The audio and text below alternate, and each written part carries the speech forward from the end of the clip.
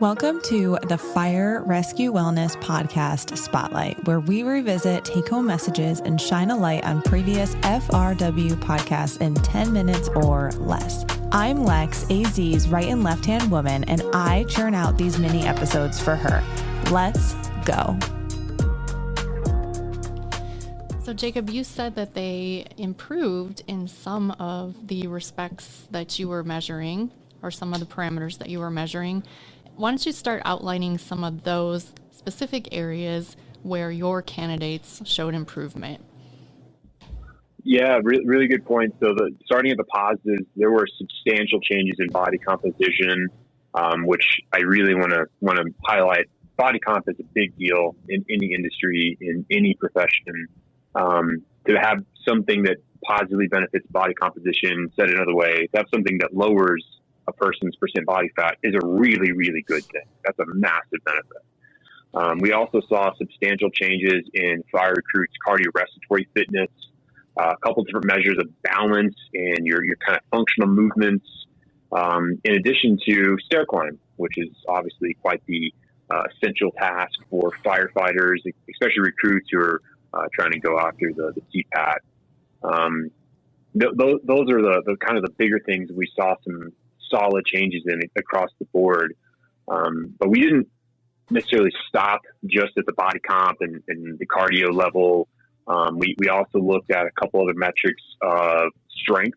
So we really push in our groups.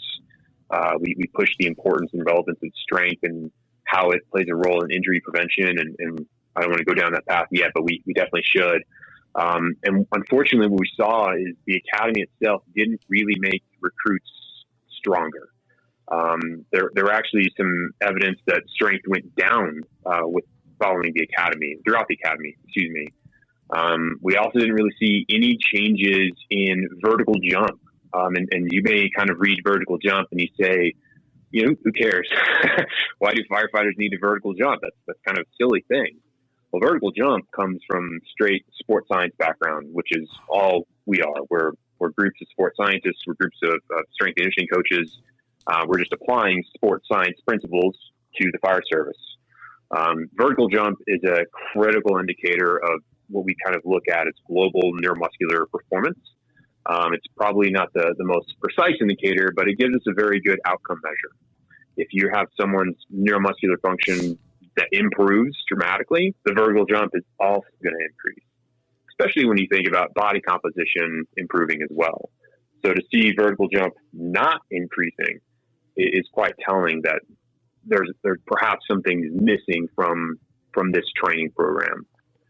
And specific, maybe talking about the training program, we believe this is a pretty representative aspect of what PT looks like for fire service academies. About the first half of the fire service or this particular academy was really PT dominant. Think more of your kind of more boot camp based stuff, your calisthenics based stuff, a lot of running, push-ups, air squats, those types of calisthenic movements. And then the second half of the academy kind of transitions a little bit to more strict occupation related training. So we're teaching recruits, how do you handle hydraulic tools? How do you handle ladders, hose drags, et cetera, et cetera? So kind of stepped away from the true physical training nature and went strictly into the occupation stuff. And we think that probably is a little bit telling as to why strength didn't really change, as to why your performance and like the vertical jump didn't really change. And those are probably pretty good indicators.